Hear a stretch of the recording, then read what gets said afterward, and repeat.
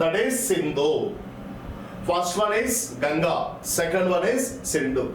That is as per catchment area or basin size గుర్తుపెట్టుకోండి. Okay, ఇది మనం ఇక్కడ దీని యొక్క పరివాహక ప్రాంతం గురించి చెప్పుకున్నాం.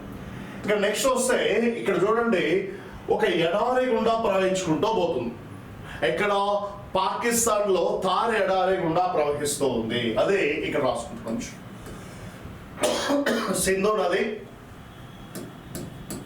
పాకిస్తాన్ లో థార్ ఎడారి గుండా ప్రవహిస్తుంది. థార్ ఎడారి గుండా ప్రవహిస్తుంది.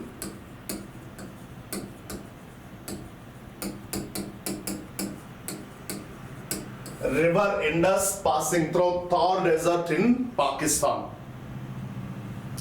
సో ఇలా థార్ ఎడారి గుండా ప్రవహిస్తుంది, అంటే ఒక ఎడారి గుండా ప్రవహిస్తుంది. కావున దీన్ని చూడండి మా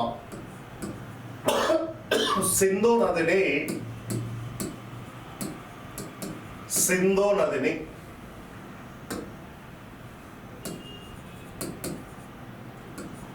పరస్థానీయ నది అని పిలుస్తారు. పరస్థానీయ నది అని పిలుస్తారు. మీన్స్ ఎగ్జోటిక్ రివర్, ఇంగ్లీష్ లో ఎగ్జోటిక్ రివర్.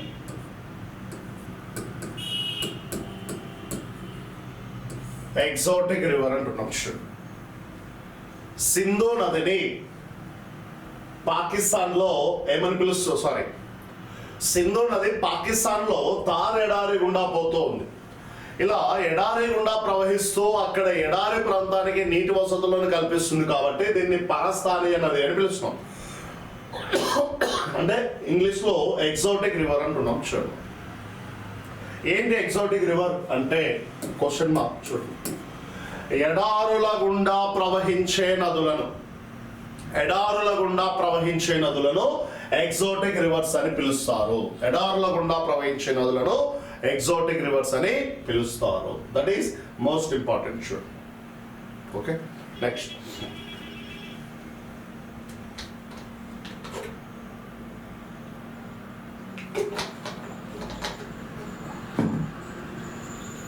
మరి ఎడారుల గుండా ఏ నది ప్రవహించినా దాన్ని మనం ఎగ్జోటిక్ రివర్ అంటాం. చూడండి, సింపుల్ గా డెఫినేషన్ చెప్పాలంటే, నీటి లభ్యత అధికంగా ఉన్న ప్రాంతాల్లో ఆరిజినేట్ అయి జన్మించి ఎడారుల గుండా ప్రవహించి ఎడారి ప్రాంతాలకు నీటి వసతులను కల్పించే నదులను ఎగ్జోటిక్ రివర్స్, పరస్థానీయ నదులని పిలుస్తారు. Which rivers passing through deserts, that rivers called as exotic rivers. Okay, మరి ప్రపంచంలో ముఖ్యమైన ఎగ్జోటిక్ రివర్స్ ఏమున్నాయి అంటున్నారు. చూడండి, సో అక్కడ రాసుకుందాం. చూడండి, చిన్న సబ్ హెడింగ్ మాత్రం పెట్టుకోండి. ప్రపంచంలో ముఖ్యమైన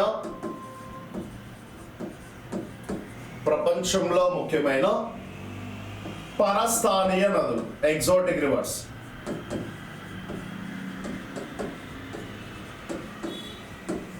ప్రపంచంలో ముఖ్యమైన పరస్థానీయ నదులు, most important exotic rivers in the world. Important. That's good. First one చూద్దాం. నైలు నదిని మనం ఇక్కడ తీసుకుంటున్నాం. చూడండి, నైల్ ఎక్కడుంది? ఆఫ్రికాలో ఉంది. ఎక్కడ? ఆఫ్రికాలో మనకి కనిపిస్తుంది. రైట్. మరి ఏ ఎడారి గుండా పోతుంది? Sahara, passing through Sahara desert. చూడండి, సో ఆఫ్రికాలోని సహారా ఎడారి గుండా ప్రవహిస్తుంది కాబట్టి ఇది కూడా ఒక ఎగ్జోటిక్ రివరే. బట్ ఇంపార్టెన్స్ ఏంటి? దీని యొక్క పొడవు చూడండి, 6670 కిలోమీటర్లు ఉంటుంది. 6670 kilometres, that is total length of Nile river. So అంత పొడవు ఉంది కాబట్టి దీన్ని ఏమని పిలుస్తున్నాం? Longest river in the world. ప్రపంచంలో అత్యంత పొడవైన నది అంటున్నాం. చూడండి, ప్రపంచంలో అత్యంత పొడవైన నది అని చెప్పి దీన్ని పిలుస్తున్నాం. Longest river in the world అని చెప్పి పిలుస్తున్నాం. అలాగే ఏ దేశానికి ఇది వరప్రదాయనిగా ఉంది, ఏ దేశం గుండా ప్రవహిస్తూ ఇది టోటల్గా ఆ దేశం యొక్క గిఫ్ట్గా కనిపిస్తుంది అంటే చూడండి మా ఈజిప్ట్ వరప్రదాయిని అని పిలుస్తాం. చూడండి, ఈజిప్ట్ వరప్రదాయిని, గిఫ్ట్ ఆఫ్ ఈజిప్ట్ అని చెప్పి దీన్ని పిలుస్తాం. చూడండి, సో ఈజిప్ట్ వరప్రదాయం ఎందుకు? ఒకవేళ ఈ నది కనుక ఈజిప్ట్ లో ప్రవహించకపోయి ఉంటే ఈజిప్ట్ కూడా పూర్తిగా ఎడారి దేశంగా మారిపోయేది, తిన్నాడికి తిండి గింజలు కూడా వాళ్ళకి దొరికేవి కాదు. ఈ నది ప్రవహించడం వలన ఆ ప్రాంతంలో, ఈ నది పరివాహక ప్రాంతంలో పంటలు బాగా పండుతున్నాయి. అంటే ఆనకట్టలు కట్టుకొని అక్కడ ఉన్నటువంటి భూములను వీళ్ళు సస్యశ్యామలం చేసి పంటలు పండించుకుంటున్నారు. చూడండి, సో అందుకే దీన్ని ఈజిప్ట్ వరప్రదాయిని అని చెప్పి పిలుస్తున్నాం. ఈ నది ఒడ్డున గల నగరం ఖైరో, ఈజిప్ట్ రాజధాని అయినటువంటి ఖైరో ఈ నది ఒడ్డునే మనకి కనిపిస్తుంది. అలాగే ఈ నదిపై, నైలు నదిపై ఈజిప్ట్ లో ఆస్వాన్ అనే డ్యామ్ కలదు. చూడండి, ఈజిప్ట్ లో ఈ నదిపై ఆస్వాన్ డ్యామ్ కలదు. ఈ నదిపై ఆస్వాన్ డ్యామ్ కలదు. ఇది అడిగినాడు ప్రీవియస్ లో మనకు. చూడు, సో ఈజిప్ట్ లో ఆస్వాన్ డ్యామ్ మనకి ఇక్కడ కనిపిస్తూ ఉంది అని చెప్పి పేర్కొంటూ ఉన్నాం. సో రైట్, ఇవి మనకు నైలు నదికి సంబంధించినటువంటి మోస్ట్ ఇంపార్టెంట్ పాయింట్స్. చూడము, అలాగే ఎక్కడ సముద్రంలో కలుస్తుందంటే ఈజిప్ట్ లోని అలెగ్జాండ్రియా, ఈజిప్ట్ లోని అలెగ్జాండ్రియా అనే పట్టణం వద్ద మధ్యధరా సముద్రంలో కలుసొచ్చు. మధ్యధరా సముద్రంలో ఇది కలుసొచ్చు. సముద్రంలో కలిసే ప్రాంతం అలెగ్జాండ్రియా. అలెగ్జాండ్రియా ఎక్కడుంది? ఈజిప్ట్ లో ఉంటుంది. మరి ఏ సముద్రంలో కలుస్తుంది అంటే మధ్యధరా సముద్రంలో కలుస్తుంది. సో ఇది మనకు నైలు నదికి సంబంధించి. ఇక నెక్స్ట్ వస్తే రెండవది తీసుకుంటున్నాం. చూడండి మనం ఇక్కడ నైలు నది తర్వాత కొలరాడో రివర్.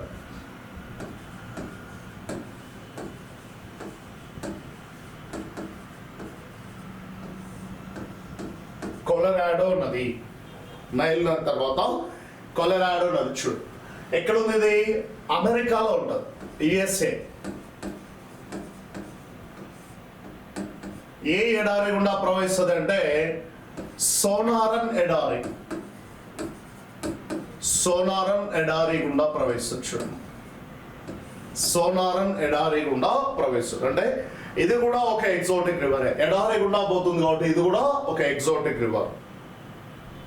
మరి ఏంటి ప్రత్యేకత అంటే చూడండి మా, ఈ నది ఈ సోనారన్ ఎడారిలో, ఈ సోనారన్ ఎడారిలో అత్యంత లోతైన, అత్యంత వెడల్పైన మరియు అత్యంత పొడవైనటువంటి నిట్ట నిలువు ధరులను కలిగిన ఒక గార్జును ఏర్పాటు చేస్తూ ఉంది. దాన్నే మనం ఈ విధంగా పిలుస్తూ ఉన్నాం. చూడండి, ది గ్రేట్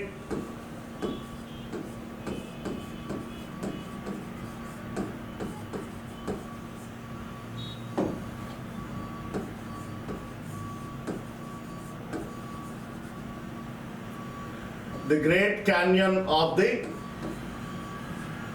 world. దీన్ని ఫామ్ చేస్తున్నటువంటి నది ఏదంటే కొలరాడో నది. The great canyon of the world అని దేన్ని పిలుస్తామంటే ఈ నది ఏర్పాటు చేసిన క్యాన్యన్. చూడండి, దాన్నే కొలరాడో, కొలరాడో క్యాన్యన్ అని పిలుస్తున్నాం. చూడండి, కొలరాడో క్యాన్యన్ అని చెప్పి పిలుస్తూ ఉన్నాం. చూడండి, ఇక్కడ నది మనం చూడండి మా, సాధారణంగా నది ప్రవహించేటప్పుడు ఆ నది మార్గం ఉంటుంది. అది ఈ షేప్ లో కానీ లేదా ఇలా యూ షేప్ లో మనకి కనిపిస్తుంటుంది. చూడండి, ఇలా యూ షేప్. దీన్నే మనం వ్యాలీ లేదా లోయ అని పిలుస్తున్నాం. అంటే నది ప్రవాహ మార్గాన్ని వ్యాలీ లేదా లోయ అంటాం. ఇలా అది యూ షేప్ కానీ వి షేప్ కానీ మనకు కనిపిస్తూ ఉంటుంది.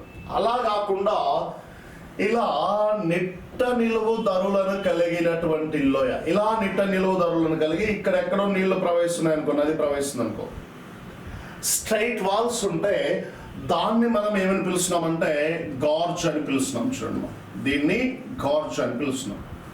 రైట్, ఫస్ట్ ఏంటిది? వ్యాలీ. సాధారణంగా ఏటవాలుగా లేదా కొద్దిగా వంపు కలిగి ఉన్నటువంటి నదీ మార్గాలను మనం ఏమని పిలుస్తున్నామంటే వ్యాలీ, లోయ అంటున్నాం. అలా కాకుండా నిట్ట నిలువుదరులను కలిగి ఉంటే, స్ట్రైట్ వాల్స్, గోడలాగా చక్కగా కిందికి పైకి ఉంటే అలాంటి వాటిని మనం గార్జ్ అని చెప్పి పిలుస్తాం. ఈ గార్జులే వెడల్పై చూడండి, ఇలా అత్యంత వెడల్పుకుండి అత్యంత లోతుకున్నాయనుకోండి, ఇంకా డెప్త్ ఎక్కువ ఉండి విడత్ ఎక్కువ ఉన్నాయనుకోండి, గార్జులు డెప్త్ పెరిగి విడత్ పెరిగితే వాటిని మనం ఏమని పిలుస్తున్నామంటే క్యాన్యన్ అని పిలుస్తున్నాం. చూడండి, వాటిని మనం క్యాన్యన్ అని చెప్పి పిలుస్తున్నాం. చూడండి, సాధారణంగా ఏటవాలు ధరులను కలిగినటువంటి నదీ ప్రవాహ మార్గాలను వ్యాలీ అని, ఆ నదీ ప్రవాహ మార్గాలు నిట్ట నిలువు ధరులను కలిగి ఉంటే గార్జ్ అని, ఆ నదీ ప్రవాహ మార్గాలు నిట్ట నిలువు ధరులను కలిగి అత్యంత వెడల్పు అత్యంత లోతు ఉన్నాయనుకోండి, అట్లాంటి వాటిని మనం క్యాన్యన్ అని చెప్పి పిలుస్తున్నాం. చూడండి, ఇలా ప్రపంచంలోనే అత్యంత లోతైన, అత్యంత వెడల్పైన, అత్యంత పొడవైనటువంటి క్యాన్యన్ను ఏర్పాటు చేసే లేదా గార్జ్ను ఏర్పాటు చేసే నది ఏదంటే మనకు కొలరాడో నది. ఆ కొలరాడో నది, ఈ కొలరాడో క్యాన్యన్ను ఎక్కడ ఏర్పాటు చేస్తుందంటే ఈ సోనారన్ ఎడారిలోనే ఏర్పాటు చేస్తుంది. చూడండి, దీని పొడవు మనకు ఎంత పొడవు కలిగి ఉంటుంది అని చెప్పి మనం చూసినట్లయితే, దాదాపు వెడల్పు తీసుకున్నాం 4.8 కిలోమీటర్స్ వెడల్పు కలిగి 2.1 కిలోమీటర్ విడ్త్ కలిగి ఉంటుంది. సారీ, డెప్త్, లోతు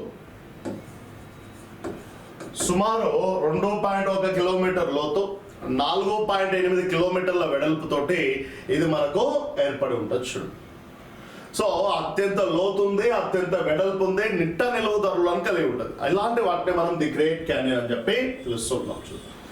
సో ప్రపంచంలో అత్యంత లోతైన వెడల్పైన క్యాన్యన్ ఏర్పాటు చేసే దాన్ని the great canyon of the world అంటున్నాం. ఆ the great canyon of the world ఏర్పాటు చేసే నది ఏదంటే మనకి కొలరాడో నది. That's clear. సో నెక్స్ట్ అక్కడి నుంచి వస్తే చూడండి, మూడోది తీసుకుంటున్నాం. చూడండి, మూడోది ఆరెంజ్ రివర్, ఆరెంజ్ నది. మరి ఇది ఎక్కడ ఏర్పాటు చేస్తుంది, ఎక్కడ ప్రవేశిస్తుంది అంటే యాక్చువల్గా దక్షిణ ఆఫ్రికాలో ప్రవేశించుంది. దక్షిణ ఆఫ్రికా. ఇక్కడ ఉన్నటువంటి ఎడారి పేరు ఏంటి అని చెప్పి మనం చూసినట్లయితే కలహారి ఎడారి. కలహారి ఎడారి అని చెప్పి పిలుస్తున్నాం. చూడము, ఈ కలహారి ఎడారిని మనం ఇక్కడ తీసుకోవచ్చు. ఓకే, మరి ఇక్కడ కలహారి ఎడారిని మనం పరిశీలించినట్లయితే ఇంపార్టెన్స్ ఏంటి అంటే, ఆల్రెడీ మనం చెప్పుకున్నాం ఎక్కడో భారతదేశం నైసర్గిక స్వరూపంలో ఎడారుల గురించి కొంత చెప్పుకోవడం జరిగింది. ఆ ఎడారుల గురించి చెప్పినప్పుడు దీని గురించి చెప్పినాం, this is the largest hammada in the world. ప్రపంచంలో అతి పెద్ద హమ్మడా ఎడారి అని చెప్పినాం. చూడమ్మా, అతి పెద్ద హమ్మడా ఎడారి, అతి పెద్ద హమ్మడా. ఏంటి హమ్మడా అంటే, చూడండి, ఎడారులు అనగానే మనకు ఫస్ట్ గుర్తొచ్చేది ఇసుక. ఇసుకతో ఉన్న ఎడారులను ఎర్గ ఎడారులు అంట. ఇసుక లేకుండా రాళ్ళు రప్పలు, రాక్ సర్ఫేస్, శిలా ఉపరితలాన్ని కలిగి ఉన్న ఎడారులు, శిలా ఉపరితలాన్ని కలిగి ఉన్న ఎడారులను మనం హమ్మడా అంటే ఇసుక లేకుండా ఓన్లీ శిలలతో ఏర్పడిన దాన్ని హమ్మడా డెజర్ట్ అంటున్నాం. సో అలా ప్రపంచంలోనే అతి పెద్ద ఇసుక లేని ఎడారి ఏది అంటే కలహారి ఎడారి అని చెప్పి పేర్కొంటూ ఉన్నాం. ఈ కలహారి ఎడారి మనకు ఆఫ్రికా ఖండాన్ని మనం చూసినప్పుడు చూడమ్మా, ఇలా ఆఫ్రికా ఖండం ఉంటే ఈ ఆఫ్రికా ఖండంలో మనకి కొన్ని దేశాలు ఇక్కడ కనిపిస్తాయి. చూడండి, ఇక్కడ మనకి కొన్ని దేశాలు మనకి కనిపిస్తున్నాయి. చూడండి, ఇదేమో బోట్స్వానా దేశం. దీన్ని బోట్స్వానా దేశం అంటారు. దీన్ని నమీబియా అని పిలుస్తున్నాం. చూడండి,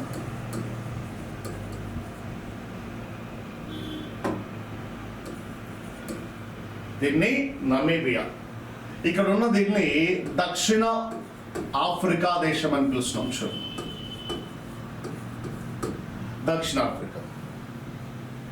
ఈ కలహారి ఎడారి మనకు ఇలా విస్తరించి ఉంటుంది. చూడండి,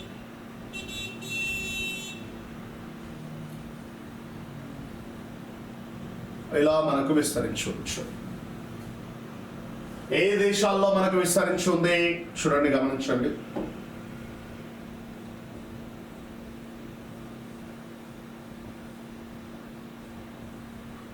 ఇట్లా ఉంటుంది, ఇట్లా మనకి కనిపిస్తుంది. ఏ దేశాల్లో కనిపిస్తుంది? బోట్స్వానాలో అధికంగాను, నమీబియాలో 2వ స్థానంతో, దక్షిణ ఆఫ్రికాలో 3వ స్థానంతో, ఇలా 3 దేశాల్లో విస్తరించి ఉంది. దీన్నే కలహారి ఎడారి అని చెప్పి పిలుస్తుంది.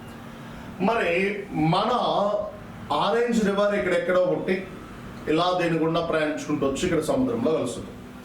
ఇది మనకు ఆరెంజ్ రివర్. చూడండి, ఇది ఆరెంజ్ రివర్. రైట్, క్లియర్గా అలా గుర్తుపెట్టుకుని చూడండి.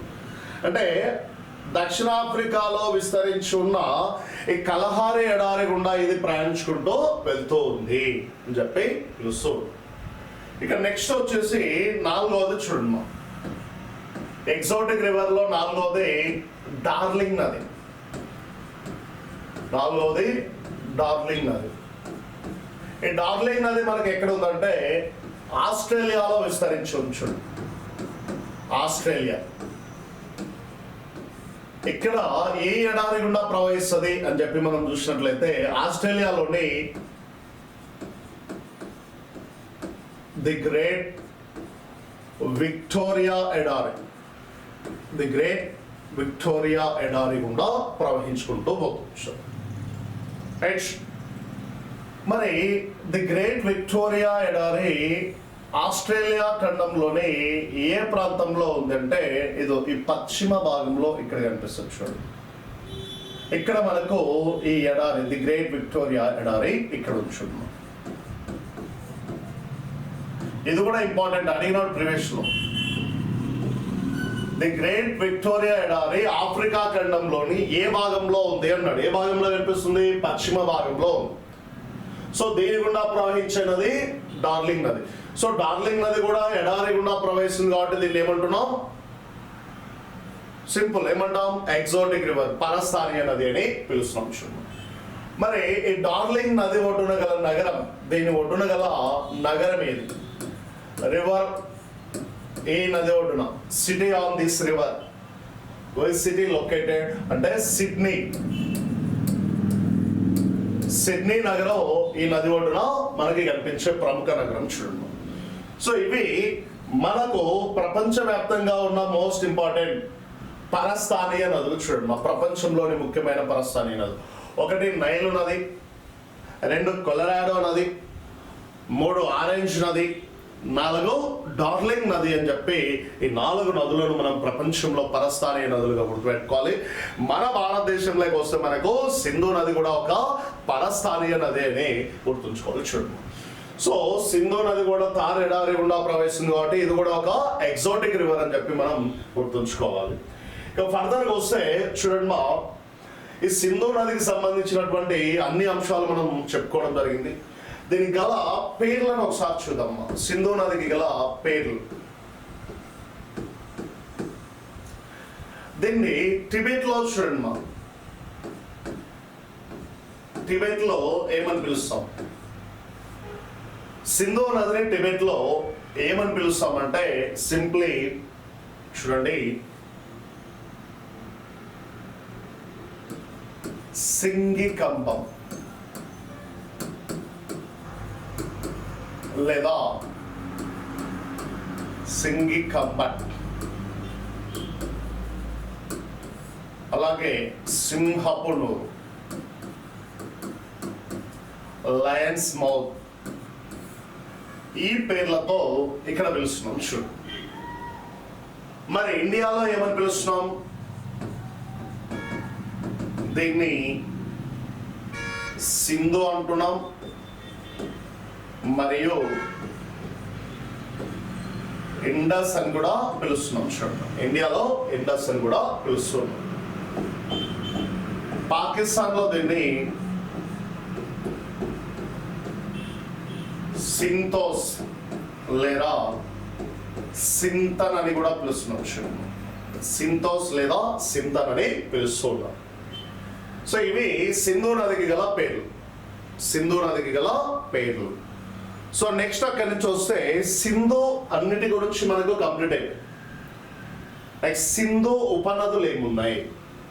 సింధు నదికి సంబంధించిన ఉపనదులు చూడండి.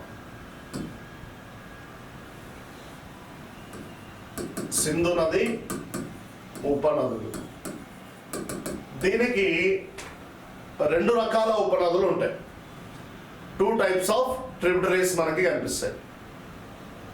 ఒకటి చూడండి, ఇక్కడ పర్వతాలు ఉన్నాయి కదా, తల్బలా నుంచి ఇక్కడ వరకు, ఇక్కడ నుంచి ఇక్కడ వరకు ఈ పర్వతాల మధ్యలో ప్రవహిస్తుంది. ఆ సమయంలో అంటే ఇది పర్వతాల మధ్యలో ప్రవహించే సమయంలో దీన్ని కలిసే ఉపనదులు, వాటినే పర్వత ప్రాంత ఉపనదులు అంటాం. మౌంటైన్ ట్రిబ్యూటరీస్ ఆఫ్ ఇండస్ అంటాం మనం. అంటే సింధు నది పర్వతాల్లో ప్రవహించేటప్పుడు వాటిని కలిసే వాటిని దాని ఉపనదులను పర్వత ప్రాంత ఉపనదులు. అలాగే సింధు నది తల్బల నుంచి కరాచీ వరకు మైదానంలో ప్రవేశిస్తుంది. ఇక్కడ మైదానంలో ప్రవహించేటప్పుడు అక్కడ దాన్ని కలిసే ఉపనదులను మైదాన ప్రాంత ఉపనదులు అంటాం. ఇలా 2 రకాలుగా మనం విభజించుకోవడం జరిగించున్నాం. సో కాబట్టి ఫస్ట్ వన్ ఇందులో పర్వత ప్రాంత ఉపనదులు. పర్వత ప్రాంత ఉపనదులు, మౌంటైన్ ట్రిబ్యూటరీస్ ఆఫ్ ఇండస్ అంటున్నాం. Mountain tributaries of Indus. మరి ఏమున్నాయి ఇక్కడ? ఒకటి ష్యోక్,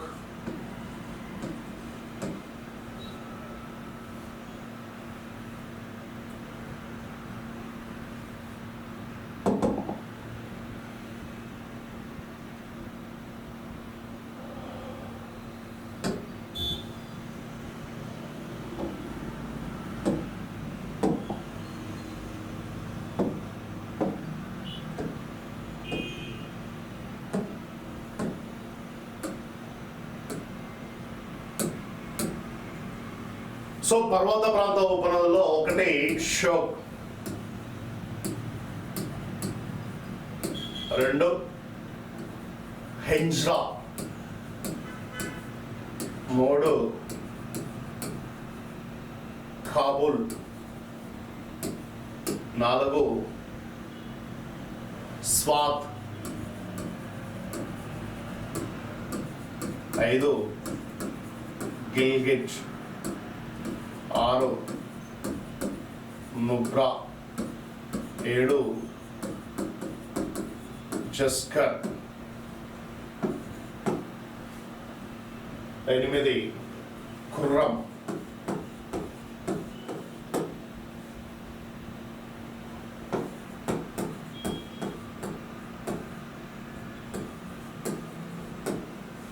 ఇవన్నీ పర్వత ప్రాంతం సింధు నది ఉపనదులు. చూడు, ఇక రెండోది మైదాన ప్రాంత ఉపనదులు. చూడు, మైదాన ప్రాంత ఉపనదులు, plain side tributaries of Indus అంటుంది. మైదాన ప్రాంత ఉపనదులు. సో ఇక్కడ మనం గమనిస్తే ఒకటి జీలం, 2 చీనాబ్, 3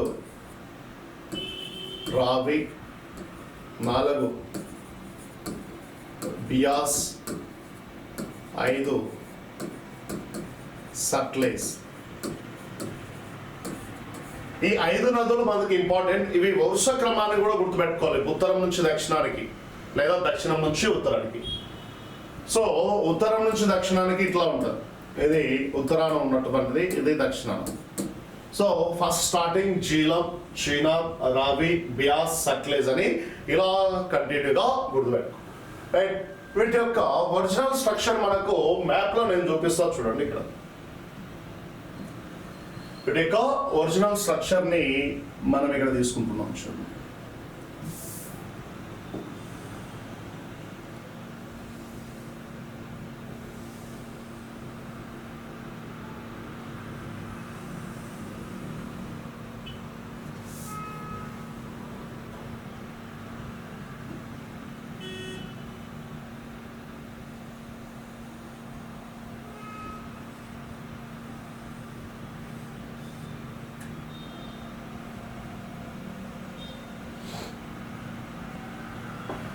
రైట్. ఇక్కడ మనకి ఉత్తరాఖండ్ దీని పక్కన పెడితే చూద్దాం. ఇక్కడ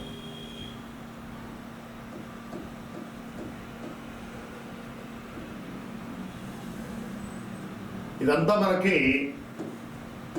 జమ్మూ కాశ్మీర్. చూడండి ఇక్కడ కనిపించింది. రైట్.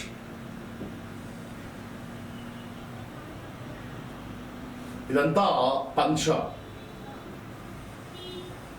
ఇక్కడి వరకు ఈ భాగం మొత్తం మనకి హిమాచల్ ప్రదేశ్, ఈ భాగం మాత్రం పంజాబ్. చూడండి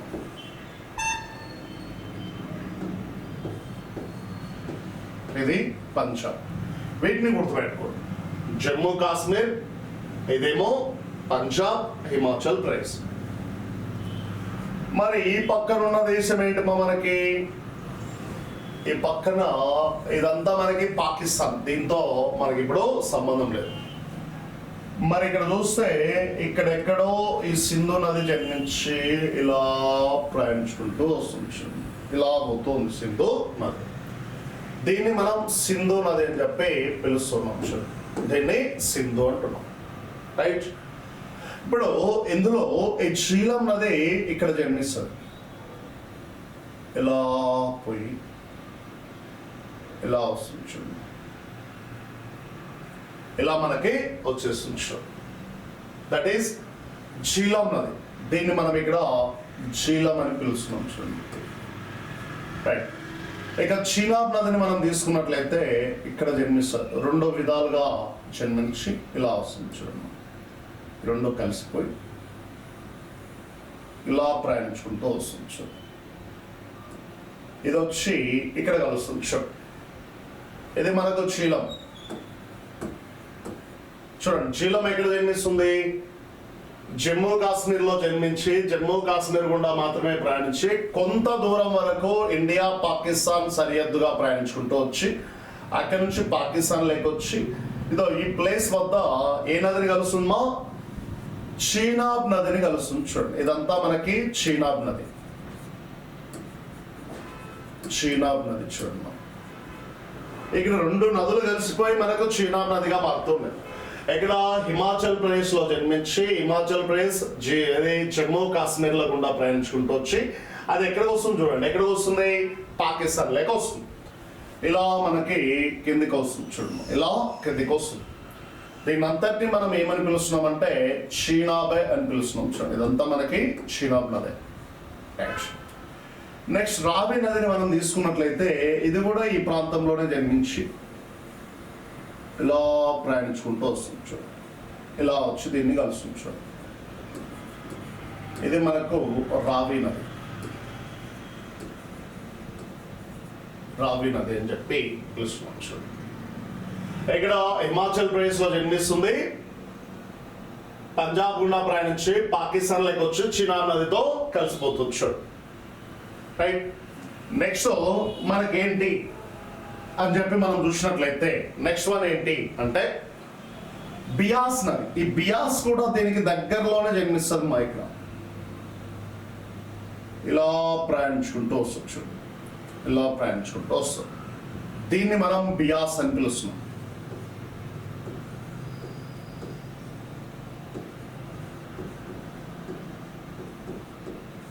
ఇక్కడ హిమాచల్ ప్రదేశ్ లో జన్మించి పంజాబ్ లో ఎండ్ అయిపోతుంది. చూడండి పంజాబ్ లో ఎండ్ అయిపోతుంది. మరి ఇదో ఇక్కడ ఒక నది జన్మిస్తుంది. ఇక్కడ పర్వతాలు ఉంటాయి కదా, ఈ కైలాస్ పర్వతాలు. ఈ కైలాస్ పర్వతాలకు ఇటువైపున ఇక్కడ ఒక నది జన్మించి ఇలా ప్రయాణించుకుంటూ వస్తుంది. చూడండి